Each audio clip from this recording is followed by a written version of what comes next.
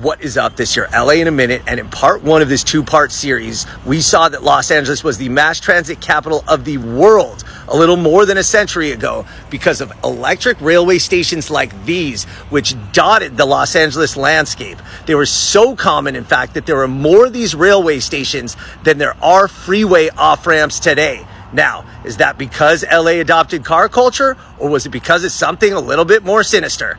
Let's get into it.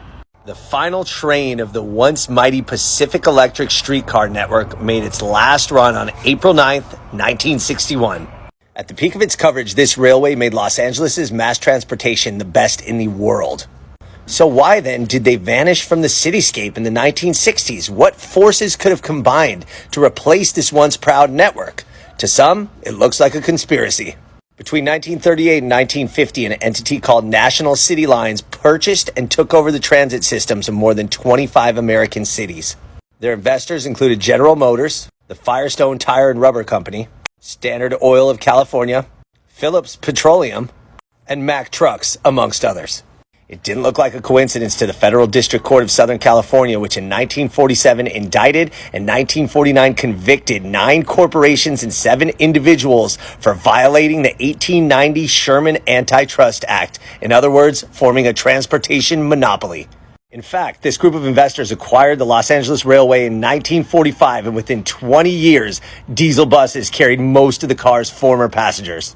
This is the crux of the 1988 film Who Framed Roger Rabbit, set in the year 1947, where the antagonist Judge Doom states, "I bought the red car line so I could dismantle it." But that plot didn't solely derive from the one antitrust case. In 1974, attorney Bradford Snell argued to the U.S. Senate the notion of a plot to deliberately destroy all the rail transit systems of urban America while singling out General Motors. GM's public response was no response. Seems to be an open and shut case, especially considering how Los Angeles had zero in the way of rapid transit infrastructure in the last half of the 20th century. So why were these streetcars that were once the envy of the world thoroughly dismantled? Well, the very intention of these railways in Los Angeles from the beginning was a for-profit operation designed to sell real estate developments. Extend a line, build a station, boom, you have a town. Some say that's the conspiracy. And look, the automobile craze swept through Los Angeles because it's a great place to drive. Once people figured that out, cars crowded out the streetcars and railways. Railways lost a ton of money, the service suffered, and they fell out of favor. When you see something like this, it's easy to blame a faceless corporation. But the reality is more complex, and if there's any conspiracy here, it's on the part of officials who kept approving these sprawling subdivisions that eventually necessitated the widespread adoption of the automobile. But that's another story. All right, LA, it's been a minute.